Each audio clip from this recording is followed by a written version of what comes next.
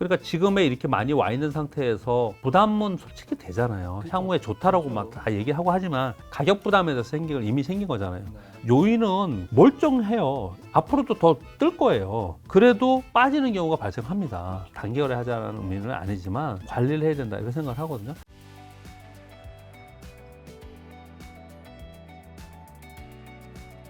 어쨌든 2차 전지가 지금 굉장히 개인 투자자분들에게 많은 돈을 벌어다 주긴 했지만 어쨌든 굉장히 급등한 종목이 많은 건 사실이긴 하잖아요. 유의해야 될 것들이 좀 있을 것 같긴 한데. 약간 어려운 말씀을 좀 드려보면요. 주식은 싸게 사서 비싸게 파는 비싸게 거죠. 파는 방법이 있는 거잖아요. 그게 이제 어떻든 저평가 종목을 사서 나중에 기다렸다가 팔아라 이 얘기를 하는 거잖아요. 근데 또 하나는 시세 차익을 노리면서 거래를 하는 사람들은 비싸게 사서 더 비싸게 파는 거거든요. 이 두 가지의 측면인 건데 지금 많이 올랐잖아요. 많이 올랐지만 그런 종목들이 조정 보이고 그랬을 때 한번 빠질 때 제가 지금 포스코홀딩 차트 보여주고 있는데 지금 43만 6천 원에서 저점이 얼마까지 내려온 거예요 이거 35만 원이니까 거의 8만 원 올라왔으니까 많이 빠진 거예요. 대표 종목 그냥 종목들 보면요 많이 빠지는 많아요. 에코프로가 1등 아니에요? 에코프로 비비랑 얘네들도 이렇게 보면은 82만 원에서 56만 원까지 왔으니까 많이 반등했네요, 그래도. 예, 얼마 빠진 거예요 이게요? 26만 원 빠진 거잖아요. 퍼센테이지로 따져면 금액이 20만 원 이렇게 중요한 게 아니고 83에 30% 빠진 거예요 이거요. 여기까지 잠깐. 자칫 잘못하면 여기서 30% 물리잖아요. 이거 요번에 다행히 올라와서 지금 여기 지금 이제 물린 사람들이 다 이제 회복이 됐어요. 이 회복이 된 사람들이 야 역시 이게 되는구나. 계속 가져갈 거냐? 아니면 아 다행이다 그러고 여기서 팔 거냐? 근데 제가 아까 말씀드린 게 나 싸게 사서 비싸게 팔 거야 저평가라면. 난 여기서 물렸지만 나는 3년 5년 했을 때 나는 이걸 훨씬 높은 가격에 팔 수 있어. 본인이 어떤 사람인지 설정을 하라고 제가 말씀드렸잖아요. 이게 싼 가격인지 비싼 가격인지 나중에 가봐야 하는 거잖아요. 그렇죠. 지금 그래서- 모르죠. 그런 거지 않습니까? 이게 지금 싸다 비싸다를 지금 평가를 하는 거지만 정말 그 이익이 나는지 안 나는지에 가면서 이제 주가가 반영을 하는 거거든요. 그런 측면에서 본다면 이게 지금 어떤 사람은 굉장히 비쌌고 어떤 사람은 굉장히 싸고 뭐 이렇게 논쟁이 있는 거지 않습니까? 그러면 이거를 내가 싸게 사서 비싸게 가져갈 거야 라고 생각하는 사람은 이게 싸다라고 생각한 사람은 사는 거고 이건 비싸다고 생각한 사람은 못 사는 거잖아요. 비싸게 사서 더 비싸게 팔 거야 하는 사람은 이게 상관이 없다는 말씀을 드리는 거예요. 이 밑에보다 이건 굉장히 55만 원 비싸잖아요. 그렇지만 난 여기서 사서 여기서 팔 수 있어 하는 사람은 살 수 있는 거지 않습니까? 이 본인의 투자 스타일은 굉장히 다른 거거든요. 근데 주의할 점이 있습니다. 왔다 갔다 하시면 안 돼요. 왔다 갔다 하시면 안 돼요. 내가 여기서 사서 여기서 팔 거라고 했는데 와 이거 무지 세네. 장기 투자로 바꿔야지. 이거 안 되는 거고요. 여기서 사서 나 장기 투자할 거야 그러는데 마이너스 20% 떴더니 아이씨 안 되겠구나 역시 팔아 이거 안 된다는 거예요. 근데 그거 선택을 해야 되는 거거든요. 근데 보통은 싸게 사서 비싸게 파는 매매는 아까 말씀드렸던 지금 업황이 안 좋아서 향후에 좋아질 거를 찾는 거. 그래서 자동차 부품이나 IT의 부품 장비 쪽을 훨씬 더 지금 PR이 낮아 있으니까 그런 쪽을 찾는 게 맞지 않을까 생각하고요. 근데 비싸게 사서 더 비싸게 파는 지금 각광받는 종목을 하고 싶다라고 한다면은 그런 분들은 지금 이걸 거래를 할 수 있다고 생각합니다. 제가 지금 답변을 드린 이건 역시도 개인 투자자, 트레이더의 입장에서 말씀을 드리는 거예요. 애널리스트들은 그렇게 얘기를 안 하겠죠. 그러니까 지금 논란이 있는 게 어떤 애널리스트들은 비싸다 그러잖아요. 그러면서 목표 주가 엄청 낮추지 않습니까? 어떤 애널리스트들은 아니야, 더 갈 거야 얘기하지 않습니까? 그러니까 그건 애널리스트의 생각이고요. 그 애널리스트를 믿고 그냥 따라서 주식투자할 거예요? 내 돈을요? 저는 그렇게는 못 하겠어요. 저는 그냥 제가 눈에 보이는 내가 어떤 선택을 할 거냐. 난 싸게 사서 비싸게 살 거면은 난 안 할 거고 비싸게 사서 비싸게 팔 거래를 한다 그러면 저는 해도 되고. 2차 전지도 당연히 반도체 기업처럼 나중에 치킨 게임을 강렬하게 하면서 당연하겠죠. 많은 기업들이 사라질 수도 있겠죠. 당연하겠죠. 저는 테슬라, 애플 이런 회사를 좋게 봅니다. 왜 좋게 보냐면 우리 삼성전자를 보면서 좀 답답해하는 건데요. 제가 테슬라는 전기차로 여기까지 왔잖아요. 최대의 위험은 테슬라보다 훨씬 이쁘고 값싸게 전기차가 앞으로 나오겠죠. 아니 포드, GM, 도요타, 현대차, 기아 얘네들이 뭐 크라이슬러 얘네 바보예요? 그 업력이 있는 회사들이? 그게 아마 이제 시장 경쟁이 치열하게 나타나면서 훨씬 싸고 이쁜 똑같은 전기차인데 정말 이쁘고 멋지게 나오면 그거 사지 않을까요? 전기차를? 그게 최대의 문제란 말이에요. 만약에 그렇게 돼가지고 지금은 선점해가지고 시장 점유율이 높은데 충성도 있는 고객에서 먹고 살 수 있는데 그리고 앞으로 좀 성장할 게 많이 있으니까 뭐 살 수는 있는데 그런 만약에 시기가 왔다. 그러면 테슬라는 그러면 이제 성수산업계에 성숙계에 들어가서 이제 꺾이느냐? 아니고요. 테슬라는 자율주행이 있어요. 로봇이 있어요. 스페이스X 우주항공이 있어요. 더 그 이후에 추가적인 성장의 산업을 추진하고 있습니다. 이게 되게 주식 투자에서 중요한 거지 않습니까? 애플은요. 애플은 맥북으로 시작을 해서 아이폰으로 오늘날까지 전 세계 1위 기업이 됐지 않습니까? 근데 휴대폰이 여러분 아시다시피 휴대폰 산업은 뭐예요? 꺾였잖아요. 사양 산업이지 않습니까? 휴대폰이 업그레이드가 뭐가 됩니까? 카메라만 하면 되잖아요. 카메라만. 카메라 몇 개 더 달리고. 예, 그러지 않습니까? 그래서 지금 이제 중국도 거의 포하고, 그래서 인도에 지금 이제 진입하려고 하는 거잖아요. 그러면 거의 포화 상태 됐는데, 그럼 애플은 이제 더 성장의 모멘텀이 없네? 그렇습니까? 아니잖아요. 애플카. 애플카, 애플클래스, AI 관련된 거, 그리고 애플이 금융업 많이 하죠, 요즘에. 수익 사업 때문에. 이런 성장이 있다라는 거예요. 제가 딴 얘기 질문에 말고 딴 얘기를 해볼게요. 삼성전자는 그럼 뭘 갖고 할 거냐는 거예요. 지금 애플이나 테슬라 말씀드린 것처럼 뭐냐는 거예요, 그게. 그게 애매해서 삼성전자가 막 그냥 진짜 애플에 이런 것처럼 팍 올라가고 이런 걸 못하는 게 아닌가라는 생각이 사실 들거든요. 있긴 있겠죠. 제가 모를 수도 있고. 그리고 또 지금 있는데 아직 발표가 안 됐거나 뭐 이런 게 있을 수 있겠죠. 그런 바람이 굉장히 중요하고 그런 기업에 투자하는 게 굉장히 중요하다고 생각하거든요. 자, 2차 전지의 경쟁.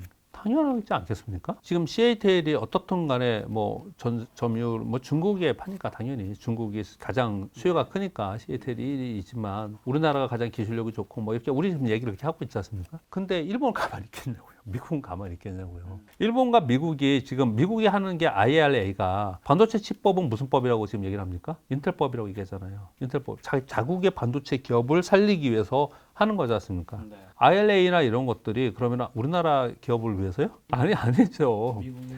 일본은 파나소닉이라고 하는 기업도 있단 말이에요. 네. 중국과 싸우고는 있지만 일본과 미국에서는 더 훌륭한 기업들이 분명히 이제 빨리빨리 나설 것이고 그리고 또 한 가지는 중국을 계속 배제하면서 갈 수 있을까? 미국이? 또 몰라요. 정치적인 거니까 그것도요. 네, 그렇게 봤을 때 지금은 우리가 그동안에 정말 잘해왔고 그리고 선점했고 그래서 우리 엄청나게 뭐 장밋빛이 있지만 기업이라는 게 그 장밋빛만 갖고 가는 건 아니고요. 가다가 보면은 문제가 생기고 극복해야 되고 문제가 생기고 극복하고 그러지 않습니까? 우리 주투자 해보면 그걸 알잖아요. 우리 2차 전지에도 그런 난관은 분명히 있을 것이다. 그것을 극복하고 일어서면 그 기업이 글로벌 기업이 되는 거죠. 삼성전자가 되는 거죠. 근데 이 기업이 그렇게 될 수 있느냐에 대해서 어떤 사람은 된다 그러고 어떤 사람은 지켜보자 그러고 의견이 다르지 않습니까? 다시 말씀드릴게요 또. 전 투자자 입장에서는 내 돈을 놓고 투자하는 시세 차익을 우리 그 기업을 뭐라고 할까 주주이긴 하지만 기업의 임직원도 아니고 애널리스트도 아니고 이코노미스트도 아니잖아요. 우리는 거기서 돈을 벌고자 하는 시세 차익을 노리고자 투자하는 거잖아요. 그런 사람들의 입장에서는 이 기업에 투자를 해서 그 기업이 정말로 그 난관을 이겨내고 글로벌 탑 기업으로 갈 수 있느냐를 계속해서 추적해야지만 돼요. 그거를 결과론적으로 그럴 거야 얘가 탑 1위야 라고 단정 짓고는 하지 말자라고 저는 얘기를 좀 해보고 싶습니다. 경쟁이 심할 거라고 생각합니다. 그럼 혹시 이제 에코프로든 에코프로비엠이든 뭐 2차 전지 어쨌든 뭐 많이 오른 종목 영원히 오르는 건 없으니까 여기서 뭐 5배 더 오를 수도 있고 10배 더 오를 수도 있지만 어쨌든 언젠가는 익절은 해야 되잖아요. 혹시 익절을 해야 하는 뭐 타이밍을 알 수 있는 뭐 점유율이라든가 아니면 뭐 매출액이 꺾인다든가 아니면 뭐 차트상에서 어떤 지표가 좀 보이면 조심해야 한다든가 뭐 그런 좀 힌트라도 있을까요? 일단은 주가는요 분기 단위로 실적 발표를 하잖아요. 네. 실적이 뭐 전분기 대비 QOQ 대비 뭐 빠진다든지 YOY로 뭐 빠진다든지 또는 컨센이 높았는데 컨센보다 낮은 걸 쇼크라 그러잖아요. 미스라 그러잖아요. 이러면 주가를 많이 빠져요. 그러니까 중간중간에 그런 일이 있을 수 있다라고 생각을 이제 각오를 아예 하고서 거래를 하는 거고요. 저는 이제 그런 것들이 다 반영된 것이 거래와 차트라고 생각하기 때문에 저는 거래량과 차트를 가지고 판단을 좀 하는 편이에요. 그러니까 지금에 이렇게 많이 와 있는 상태에서 부담은 솔직히 되잖아요. 향후에 좋다라고 막 다 얘기하고 하지만 가격 부담에 대해서 이미 생긴 거잖아요. 가격 부담이 생겼다라는 거는 이렇게 강하게 매수세가 따라붙지 못할 수도 있잖아요. 그러니까 하시라도 그럴 수 있다고 생각을 해야 된다라고 저는 생각을 하고요. 지금 아까 말씀드린 바와 같이 요인은 멀쩡해요. 앞으로도 더 뜰 거예요. 그래도 빠지는 경우가 발생합니다.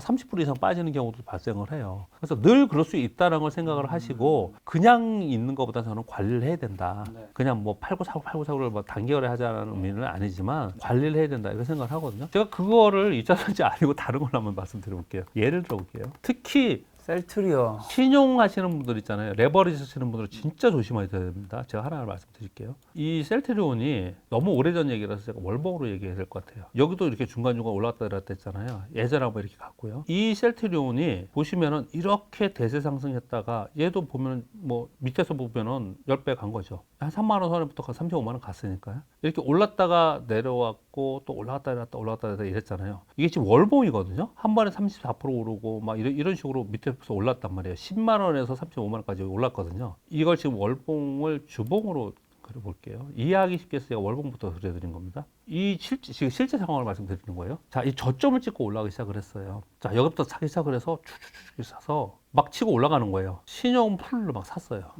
얘가 여기까지 떨어졌거든요. 이게 지금 얼마냐면요. 이게 31만 원이고 저점이 20만 원이에요. 그러면 10만 원 빠졌잖아요. 30% 빠졌죠. 이 사람이 여기서부터 조금 샀고 여기부터 막 샀어요. 시중으로. 여기부터 여기까지 빠지는 동안 어떻게 할게요? 깡통 났죠. 깡통.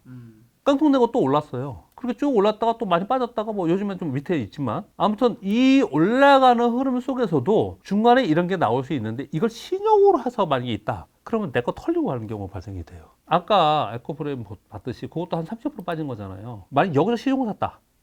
그러면 아웃되는 거예요. 아무리 이 종목이 좋아도 신용은 하지 말자.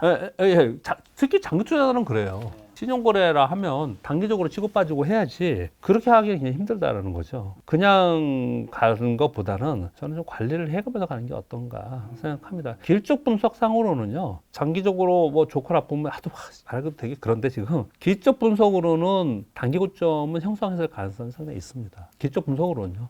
예. 자, 최근에 또 바이오 종목이 이제 다음 섹터가 될 수 있다고 얘기하신 분들 조금씩 있더라고요. 바이오가 너무 오래 쉬었다. 그 얘기는 어떻게 보세요? 예전처럼요 바이오라고 해서 다 같이 올라가는 거는 저는 아닐 거라 생각이 들어요. 뭐 이런 때가 있었지 않습니까? 나도 바이오다. 요즘에 나도 2차 전지다 하잖아요. 요번에 뭐 정감 바꾼다면서요? 요번에 저 금감원장이 그래서 무늬만 2차 전지, 무늬만 배터리 또는 무늬만 로봇, 무늬만 AI 이거 다 조사하겠다 이렇게까지 얘기하잖아요. 한번 붐을 타면 그렇게 움직입니다. 바이오가 그럴 때가 있었는데 그런 시기는 좀 어려울 것 같고요. 그때는 시장에서 막 각광을 받는 초창기에는 그래요. 여러분 그 캐즈미론 아세요? 캐즈미론 이거 자주 제가 말씀드리는 건데 어떤 기술이나 어떤 붐이 한번 탁 일어요. 그럼 와 그리고 주가도 막 뜨고 그래요. 막 올랐어요. 보니까 이렇게 올라도 되는 건가? 야 이거 기술이 캐즈미로는 뭐냐면 이 기술이 우리 실생활에 들어와서 상용화되는 그 기간의 차이가 생기는 거예요. 그러면서 야 이거 여기까지는 아닌데? 그러면서 주가가 팍 빠지는 절벽이 생겨요. 그 캐즈미로는 절벽을 얘기하거든요. 그 절벽이 생겨요. 그리고 나서 그 기술이 역시 맞아. 그래서 결국은 이게 일상생활에 들어오면서 그로부터 주가는 뭐 몇십 배, 몇백 배 가는. 이게 테슬라예요. 테슬라 그렇게 한 거거든요. 테슬라 처음에 만들 때 전기차 차에다가 태양광 설치하고 전기로 가는 자동차 만들었을 때 테슬라 다 미친놈이라고 그랬잖아요. 그렇거든요. 바이오도 왜 2015년대 그렇게 갔었느냐 초창기였기 때문에 그런 거예요. 근데 지금 이제 다 알았어. 바삭해. 이제 바이오에 대해서 웬만한 사람들이 알아요. 그리고 워낙 지쳤어. 이제는 그렇게는 안 될 것 같고요. 선별적으로 거기서 옮길 거라고 생각을 하는데 일단 지금 현재 올해만 생각하면은 단기적으로 생각하면은 가장 확실하게 올라갈 수 있는 데는 AI 바이오 있죠. 로봇 플러스 바이오, AI 플러스 바이오. 오늘도 뉴스 막 나오던데 그런 쪽은 좋아요. 바이오라고 표현하면 안 되겠구나. 그 의료기기. 그러니까 그냥 제약바이오의 통틀어서 얘기를 그냥 하는 것뿐이에요. 저거 있잖아요. 인공관절 수술하는 큐레소 있잖아요. 이런 것들이 이렇게 막 뜰 때 그런 것 때문에 그러는 거거든요. 지금 많이 떴다가 많이 빠졌어요. 그렇지만 장기적인 흐름을 이렇게 보면 그 기술을 기본적으로 갖고 있기 때문에 이런 현상이 나타나는 거예요. 얘가 막 폭락해갖고 막 엄청나게 힘들고 막 이러지 않는단 말이에요. 이런 종목들이 있고 또 어떤 게 있죠? 일단 바이오 헬스케어라고 표현하는 쪽에 기업들이 있어요. 제가 지금 생각이 나서 그냥 이걸 한 거고요. 얘기를 한 거고. 우리나라 식약처하고 FDA하고 AI 바이오 쪽에 제휴 MOU 했다라는 뉴스가 어저께 나왔거든요. 그래서 이거는 말이 될 것 같아요. 왜냐하면 로봇과 AI는 지금 성장 섹터를 확실하게 잘 잡았으니까 요거에 말이 좀 되는 것 같고요. 로봇과 AI가 엮이는 바이오. 이거는 의료기 로봇과 엮인 거잖아요. 그럼 AI하고 엮인 바이오는 뭘까요? 생각을 해보세요. 우리가 병원에 가요. 그럼 의사 선생님한테 저 증상이 이렇습니다, 이렇습니다, 이렇습니다. 그래서 쫙 얘기를 하지 않습니까? 그리고 CT 패스지 찍고 뭐 찍고 다 찍어가지고 종합적으로 판단하는 거잖아요. 그 정보를 빅데이터가 만약에 있다. 의사 선생님보다 훨씬 더 확실하게 진단하지 않을까요? 그게 엄청나게 발전됐어요. 지금요. 그 빅데이터도 어마어마하게 많고요. 이미 오래전부터 그걸 해온 거예요. 그런 걸 하는 회사들이 있습니다. 우리나라도 많아요. 해외, 미국이나 호주나 해외에 있는 그런 기업들은 시청도 엄청 높습니다. 근데 우리나라는 아직까지 글로벌 기업이 못 되고 이익이 안 나기 때문에 지금 그렇거든요. 근데 그런 쪽은 가장 빠르게 반영을 좀 할 거라고 생각하고요. 제일 가깝맞는 건 항암제 쪽보다 요즘에는 치매죠, 치매. 알츠하이머. 그게 더 각광을 많이 받아요. 그래서 알츠하이머 관련주들은 또 움직입니다. 전체적으로는 못 가지 않을까라고 생각합니다. 알겠습니다. 마지막 섹터 여기만 점검하고 이제 마지막 질문 드리고 마칠까는데 이제 거의 잊혀버린 종목 같은 네이버와 카카오 어떻게 보시나요? 지금 차트는 아니 꼭 여기 오면 항상 그걸 질문하시더라고요. 왜 그러시죠? 대형주니까요. 중소형주 스몰캡을 여쭤볼 수가 없어서. 그래서 제가 똑같은 말씀 항상 드렸는데 이런 거 있지 않습니까? 우리 펫도시의 경제적 해자라는 책을 보면 경제적 해자를 갖고 있는 기업, 그게 이제 위대한 기업이라고 표현하잖아요. 그래서 이제 애플, 아까 말씀드렸듯이 테슬라 그런 게 있는 거지 않습니까? 요번에 2차 전지에 대해서 엄청나게 이제 좋게 보시는 분들은 얘 기술력, 이런 이제 경제적 해자로 잡는 거죠. 남들은 따라오지 못하는 기술력, 라이센스, 충성도 있는 고객, 뭐 이런 것들을 이제 경제적 해자라고 표현을 합니다. 무슨 얘기냐면요. 애플 쓰세요? 아니요, 저는 갤럭시 씁니다. 저도 안드로이드 쓰는데요. 애플로 누가 주면 쓰시겠어요? 안 쓰겠어요? 쓰겠죠? 그냥 주면. 애플 쓰는 사람한테 갤럭시 좀 쓸까요? 안 쓸 것 같은데. 그렇죠. 그게 충성 고객이거든요. 그들은 이제 충성 고객이 있는 게 굉장히 중요한 경제적 해자입니다. 왜 여기를 잠깐 제가 네이버와 카카오 얘기하냐면요. 카카오 네이버는 충성 고객을 떠나서 그냥 전 국민이 충성 고객이야.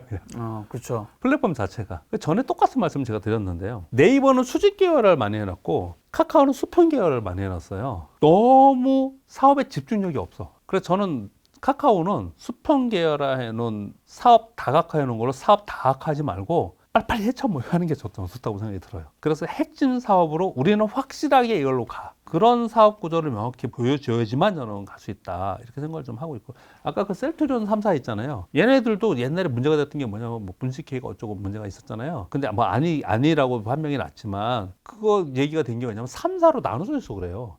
얘 걸 얘한테 팔고 얘가 이래서 그랬거든요. 이게 만약에 합병을 하면 저는 주가가 굉장히 좋을 거라고 생각해요. 근데 카카오를 그렇게 생각을 해요. 네이버도 사실은 수직으로 되어 있긴 하지만 너무 많아. 네이버하고 미래에셋 대우하고 지분 수합화 해놓은 거 보셨죠? 미래에셋 대우는 네이버에 광고하고 이런 것도 하니까 이익이 좀 있을 것 같아요. 네이버는 왜 했죠? 금융업 진출하려고? 아무튼요. 뭐 이런 걸 하거든요. 가만히 생각해보세요. 미국의 글로벌 기업들 보세요. 심플하잖아요. 넷플릭스, 페이스북. 얼마나 심플합니까? 사업 구조가 명확하게 딱 알고 그걸로 돈을 벌고 시장 점유율 명확하게 나오고 곱하기 하면 이익이 딱 계산되고 그렇잖아요. 얘네들 뭐 어떻게 하겠어요? 어떻게 되는 거예요? 얘들은요. 또 제가. 그렇지 않습니까? 저는 그런 게 아마도 마이너스 감점 요인이 상당히 될거 있을 거라고 생각해요. 외국인들도 그렇고 기관들도 그렇고요. 저는 이들의 주가는 아까 말씀드린 전 국민이 비자발적 충성 고객인, 저도 카톡 쓰니까 비자발적 충성 고객인 바탕을 가지고 새로운 어떤 변화에 맞춰서 신규 사업이 나오고 뭐 이러면서 주가는 좋아질 거라고 생각이 듭니다. 그렇지만 저는 지금 사지는 않겠죠. 왜냐하면 제가 생각하는 지금 사는 시그널이 없으니까 그런 건 없으니까 지금 거래는 하지 않겠지만요. 그리고 지금 내가 이걸 굳이 할 필요도 없고 여러분들이 생각할 때 내가 사서 앞으로 5년 기다리면 되겠지. 이런 개념으로 하기가 어렵다니까요. 타겟 프라이스 자체가 굉장히 어려우니까. 근데 어떤 때 하면 된다고 생각하냐면요. 우리 기초 분석에서 뭐 거래 터지고 뭐 누군가 사고 이벤트가 생기고 이러면 좋겠지만 이런 기초 분석은 제가 얘기하고 있지 않으니까 오늘은 어떤 때 아까 말씀드린 얘네들이 사업을 단순화시키는 구조조정이 있죠. 저는 그렇게 하면은 주가는 바로 반응하지 않을 거라고 생각해요. 그래서 기업의 변화가 생기는 걸 보는 게 중요하다고 생각해요. 저는 얘네들은요. 이미 바탕은 다 깔려 있으니까. 뭐 심지어 이런 얘기도 해요. 더 잘 아시겠지만 제가 아는 사람 중에 한 명이 자기는 카카오를 해가지고 무조건 오래 있을 거래요. 왜요? 카카오에 광고하는데 얼마인지 아세요? 막 이래요. 우리 증권사 직원들. 카카오 광고 진짜 어마어마하더라고요. 비싸겠죠. 네. 한번 거기에 잠깐 일주일 올리는데 뭐 5천만 원만 또 1억도 받고 막 이래요. 보니까 야 그런 회사가 얼마나 좋아. 그런 회사 갖고 있으면 되지 않나요? 뭐 이렇게 얘기하는 데 있거든요. 그 얘기 거꾸로 가면 분명히 가능성은 있는데 제가 생각하기에는 그래서 그 번 돈을 명확하게 얼마큼이 나오는데 이런 것들이 좀 부족하지 않나 생각해서 그런 것들에 대한 명확한 어떤 가이드라인이 나오는 사업 구조 중에 있을 때 해야 되지 않을까라고 저는 생각합니다. 알겠습니다. 지금까지 이제 해준 얘기 요약하는 질문은 종잣돈 한 5천만 있다면 어디에 좀 투자하면 좋은지랑 마지막으로 개인 투자자분들 지금 시장에 어떻게 대응하면 좋은지만 투자 조언 한마디 부탁드립니다. 제가 5천만 원 있으면 저는 지금 말씀드린 중소형 성장주 짐슐레이트를 전 좋아합니다. 네. 짐 마살도 좋아하고요. 그런 사람들 단기거래 하지 않고 5천만 원이면 나눠서 1,000만 원씩 지금부터 10배 갈 수 있는 종목이라고 판단이 되는 그런 종목 그냥 넣어서 그냥 있는 것도 좋은 방법이라 저는 생각을 해요. 삼성전자로 10배 갑니까? 안 가겠죠. 그러니까 그거 가지고 지수 얼마 가야 되는 거예요? 네, 그렇게 하는 방법을 했는데 그걸 종목을 잘 모르잖아요. 지금 상황에서는 제가 보기에는 종목을 모르시면은 묻어가는 것보다 이 변동성이 좀 심하잖아요. 그래서 시장이 푹 떨어져가지고 지금 2,500포인트인데 뭐 2,300포인트 이렇게 간다. 그러면 심플하게 잘 아는 대형주 중에 아니면 뭐 지금 탑에 많이 가까워하는 종목들을 샀다가 좀 올라오면 팔고 이거는 우리 개인 투자들이 너무 단기거래 하는 거냐? 여러분, 제가 알기로는요, 연기금도 그렇고요, 대형 펀드 막 수조 원씩, 수십조씩 운영하는 금융기관도 박스피에 들어갔을 때 제가 들은 바가 있거든요. 그때 가서 그분하고 얘기한 적이 딱 거기 갔을 때 그때 1,800과 2,000이 왔다 갔다 할 때 1,800에 사고 2,000 넘어가면 팔고 이렇게 했습니다. 그러니까 우리도 지금은 그런 생각을 좀 가지고 자금 운용을 해야 되지 않을까 이렇게 생각합니다. 지금 어디서 묻어서 가기 쉽지 않은 그런 시장이라고 생각을 합니다. 알겠습니다. 이사님과는 또 다음 시간에 뵙도록 하겠습니다. 오늘 만난 손님은 박필선 이사님이었습니다. 지금까지 여러분 소중한 시간 함께 해주셔서 정말 감사합니다. 오늘도 김 작가였습니다. 고생 많으셨습니다. 감사합니다.